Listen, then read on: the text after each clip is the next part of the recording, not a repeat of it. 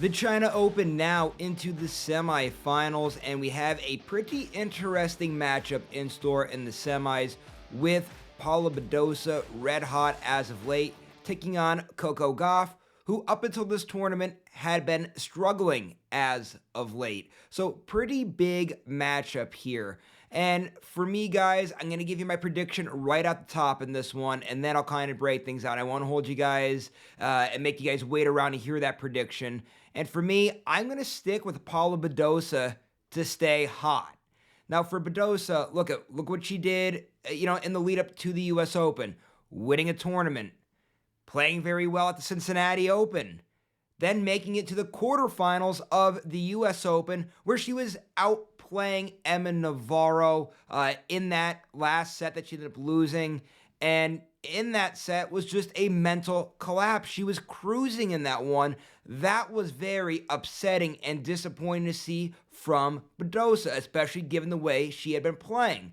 So then you come into this one, well, how does she rebound from that? And the answer is pretty well. She's looked great in this tournament. She gets by Jessica Pegula in straight sets and really looked great, never taking the foot off the gas in that matchup. So just given this body of work and then seeing how she looked against Pegula, that's the reason why I'm leaning towards Badosa. But the big thing with Gauff here is, let's see what the confidence level is like here for Gauff, because the big thing with Gauff coming to this tournament was she had split up with her coach, Brad Gilbert, and I did a video on that, and you can see that here on this YouTube channel. If you go back a little bit, that was, of course, a few weeks ago when that would have been posted.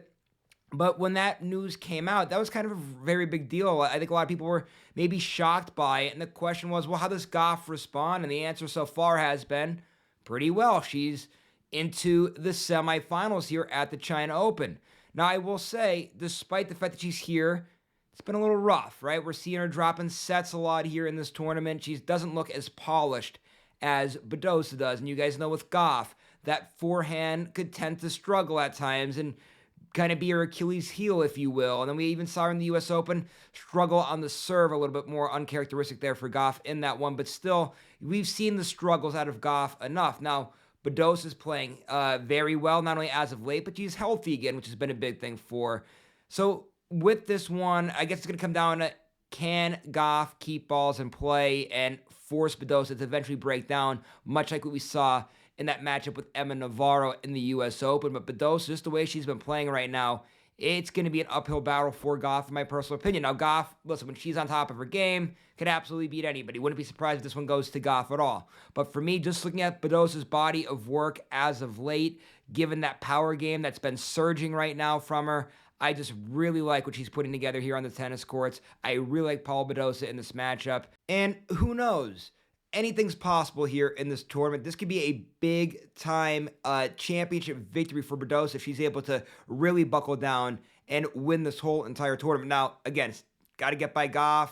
Plenty of other names out there in store, but Badosa really putting together a nice body of work as of late, and it's continuing here in this year's China Open, and I expect that to keep riding here, this momentum for Paula Badosa.